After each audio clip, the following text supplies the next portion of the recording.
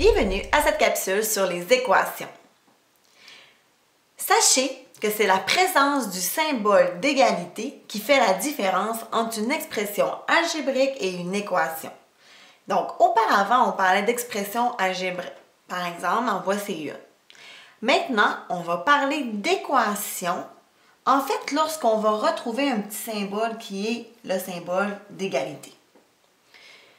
À ce moment-là, vous allez toujours avoir un membre de gauche et un membre de droite qui vont être séparés toujours par le symbole d'égalité. Dans les équations, nous allons avoir à travailler avec les opérations inverses. Donc, il faut savoir que les opérations inverses sont les suivantes.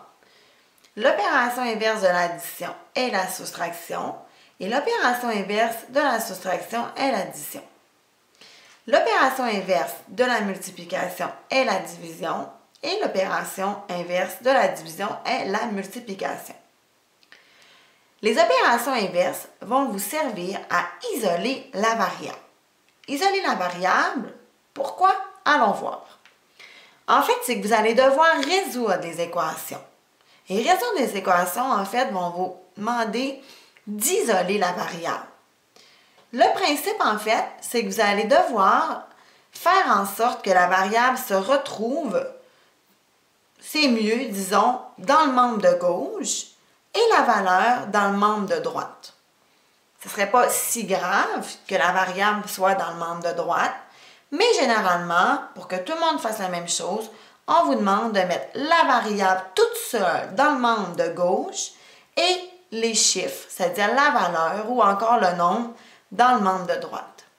Je vous rappelle que c'est le symbole d'égalité qui divise le membre de gauche et le membre de droite. Donc, comment est-ce que je vais arriver à placer la variable à gauche et le nombre à droite? C'est en utilisant les opérations inverses. Maintenant, un petit conseil pour que tout se passe bien, c'est de simplifier les termes de l'équation avant d'isoler. C'est-à-dire avant même d'utiliser les opérations inverses, je m'assure de bien simplifier les termes de l'équation. Donc maintenant, nous allons aller appliquer tout ce qu'on vient de voir. Donc voici 4 exemples qui vont nous donner une base dans ce qui est de réduire les équations. 3.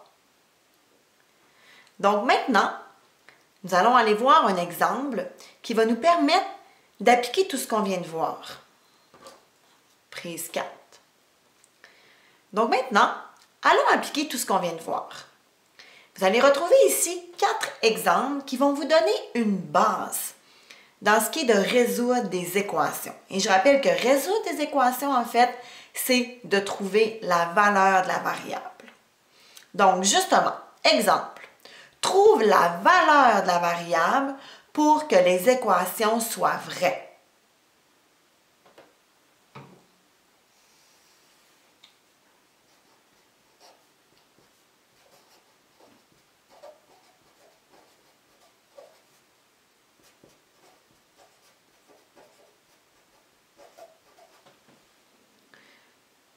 Prise 5. Donc maintenant, on va aller travailler avec tout ce qu'on vient de voir. On va retrouver ici 4 exemples qui vont vous donner une base dans comment résoudre les équations. Donc, premier exemple, trouve la valeur de la variable pour que les équations soient vraies. Et par la suite, effectue la vérification. Donc, justement, je vous rappelle en fait que résoudre une équation, c'est de trouver la valeur de la variable. Donc, quand je vous demande de trouver la valeur de la variable, c'est que je vous demande de résoudre l'équation. Pour ce faire, on a vu tout à l'heure qu'il va falloir faire en sorte que la variable se retrouve à gauche et que le chiffre se retrouve à droite. Et pour ça, je vais devoir utiliser mes opérations inverses. Donc, addition devient une soustraction devient l'addition, multiplication devient la division et la division devient la multiplication. Donc, je débute avec un premier exemple qui implique une addition. Donc, x plus 3 est égal à 14. Donc, ce qu'on doit faire avec une addition, c'est qu'on doit enlever l'addition en faisant une soustraction. Donc, pour enlever mon plus 3, je dois faire moins 3. Mais il faut bien comprendre qu'une équation, c'est comme une balance. Donc, qu'est-ce que je fais dans le premier plateau? Il faut que je le fasse dans le deuxième aussi. Donc, si je viens de faire à gauche moins 3, il faut que je vienne faire moins 3 à droite pour équilibrer ma balance ou encore, si vous préférez, pour garder la valeur de mon équation. Donc, plus 3 moins 3, ça s'annule. Il reste seulement x. Je viens réécrire le égal. Et maintenant, j'ai 14 moins 3 qui me donne 11. Donc, vous venez de trouver la valeur du x, qui est 11. Quand on vous demande d'effectuer une vérification, en fait, ce qu'il faut faire, d'abord, je vais venir écrire vérification. Donc, ce qu'il faut faire, en fait, c'est que je viens réécrire mon expression, ou, excusez-moi, mon équation, puisqu'il y a un égal. Et à la place de x, je vais venir mettre la valeur de 11.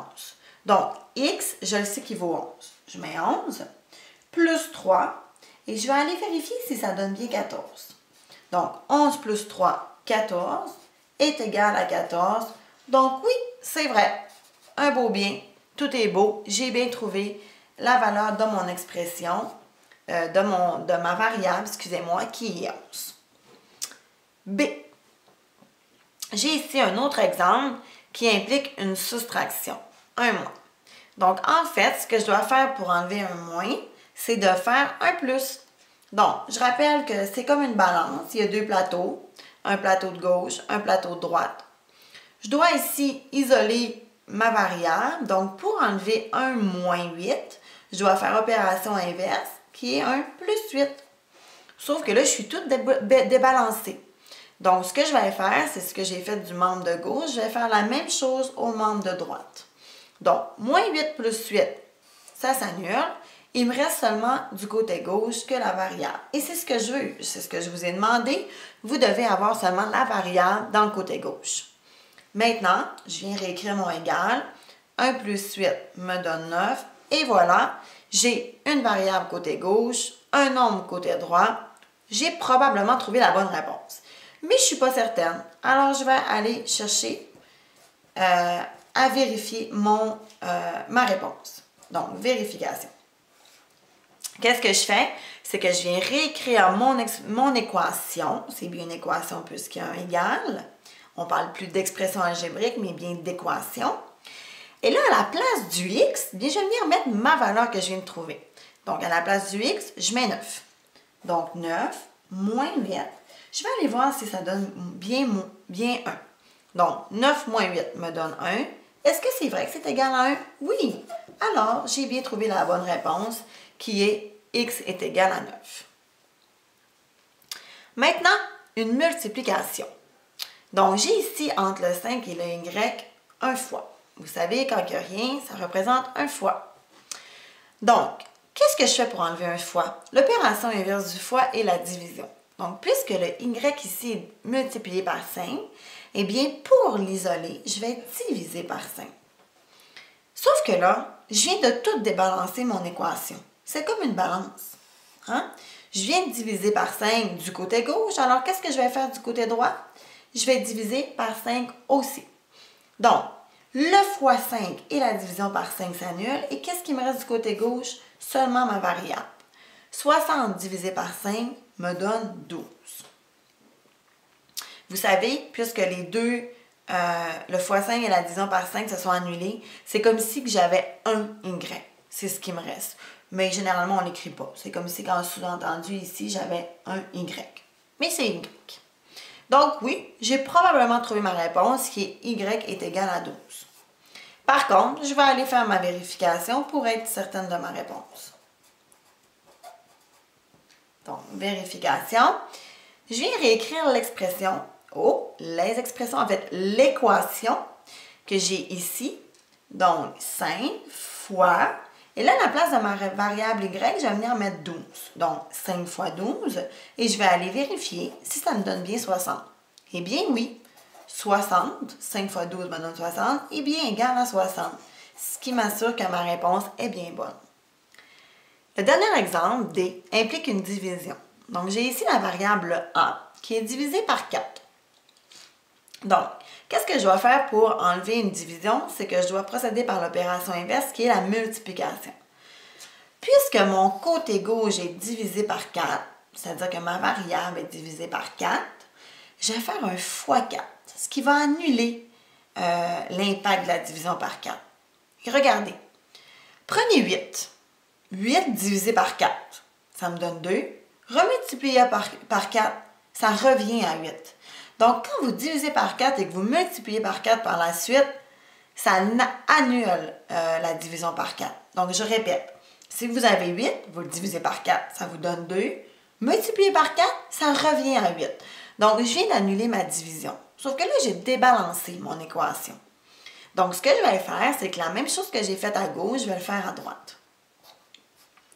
Donc, maintenant, puisque la division s'est annulée ici, il me reste seulement la variable A du côté gauche, comme on vous l'a demandé.